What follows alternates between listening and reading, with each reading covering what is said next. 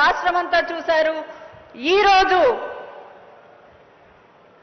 తెగిడిన నోటితోనే పొగడ్తలు కురిపించేటువంటి పరిస్థితికి వాలంటీర్ వ్యవస్థను మీరు తీసుకువచ్చారు. అదే కదా పాలన అంటే.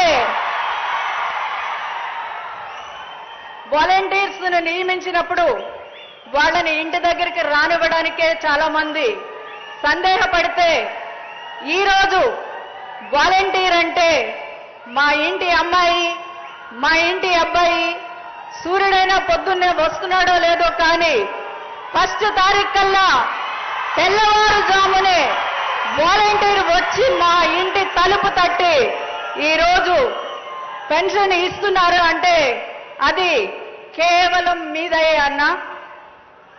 ఇప్పుడైతే కోవిడ్ రోజులు, లాక్డౌన్ రోజులు మనం మర్చిపోయాం. కానీ ఆ రోజు ఇంట్లో వాళ్ళు ఒకళ్ళు పలకరించుకోవడానికే భయపడేటువంటి పరిస్థితుల్లో మరి వాళ్ళ కుటుంబాలను కూడా లెక్క చేయకుండా సేవలు అందించినటువంటి సైనికులు ఎవరన్నా ఉన్నారంటే అది వాలంటీర్లు మాత్రమే అని చెప్పుకోవడానికి మేము కూడా గర్వపడుతున్నామన్నా.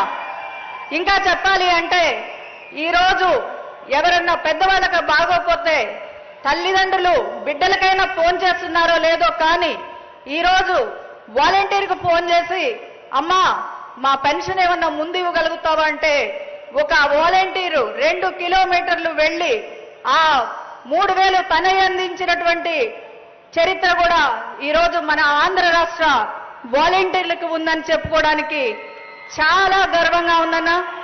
మీరు ఇస్తున్నటువంటి ఇంకా చెప్పాలి అంటే ఒక వాలంటీర్ని స్టేట్ కార్పొరేషన్ చైర్మన్ గా చేసినటువంటి ఘనత కూడా అది మీకే దక్కుతుందని చెప్పుకోవడానికి గర్వపడుతున్నామన్నా.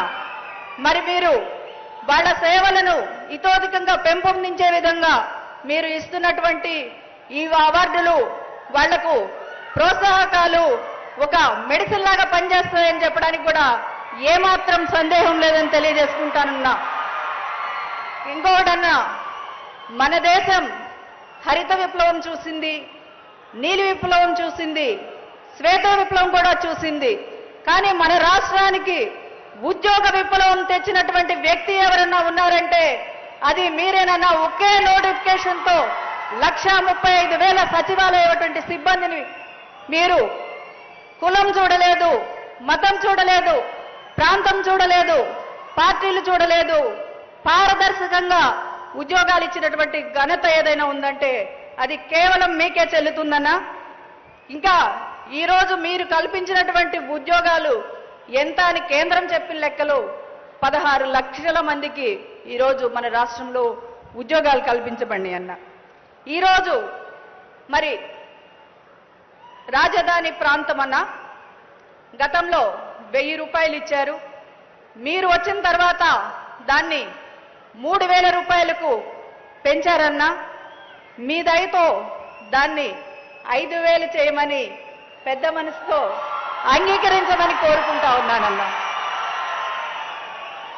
ఈరోజు మన ఆంధ్ర రాష్ట్ర పేద ప్రజల గుండె చప్పుడు ఏమిటంటే దండాలయ్యా దండాలయ్యా మహారాజై నువ్వు ఉండాలయ్యా. చివరిగా అన్న ఈ ప్రాంత ప్రజల కోరిక ఒక్కటి మనవి చేసుకుంటానున్నా.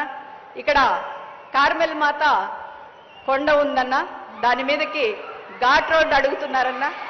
మీ దయతో మళ్ళీ మిమ్మల్ని ముఖ్యమంత్రిగా చేసుకొని మేము ఆ కోరిక తీర్చుకోవాలని కోరుకుంటూ ధన్యవాదాలు. Thank you so much madam. ఇప్పుడు వాలంటీర్ల ముఖాముఖి. ముందుగా మహిళా వాలంటీర్.